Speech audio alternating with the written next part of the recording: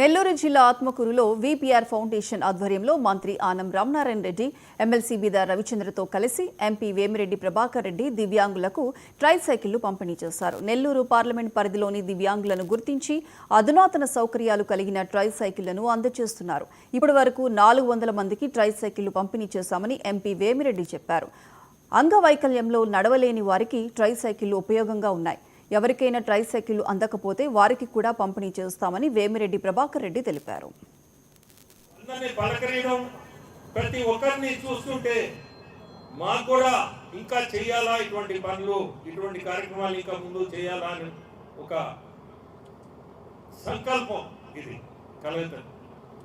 ఇంకా 3 కాన్స్టిట్యుయెన్సీలు ఉన్నాయి, ఆ 3 కూడా పూర్తి చేస్తాను. ప్రతి దగ్గర కూడా నేను గమనిస్తున్నాను, వాళ్ళ మొహాల్లో చాలా ఆనందం. కలయిక కదలడం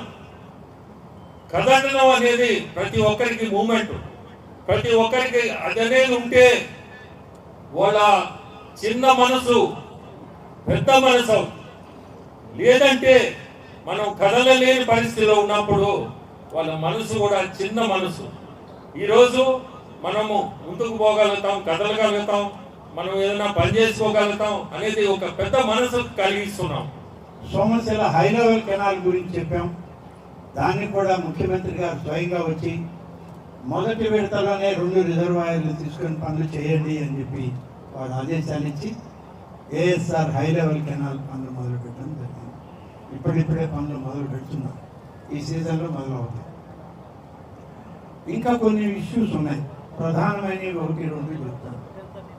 మనకి గతంలోనే ఐటీఐ స్కూల్ని మనం సంగం మండలంలో పెట్టాం. ముఖ్యంగా సంగం మండలంలో ఐటీఐ స్కూల్ని సంగం మండలంలో పెడితే అక్కడ భవనాలు లేక తెచ్చి ఇక్కడ పాలిటెక్నిక్ కాలేజీలో మొదటి అంతస్తులో తాత్కాలికంగా పెట్టి ఇప్పటికీ 6-7 సంవత్సరాలు గడిచిపోయింది.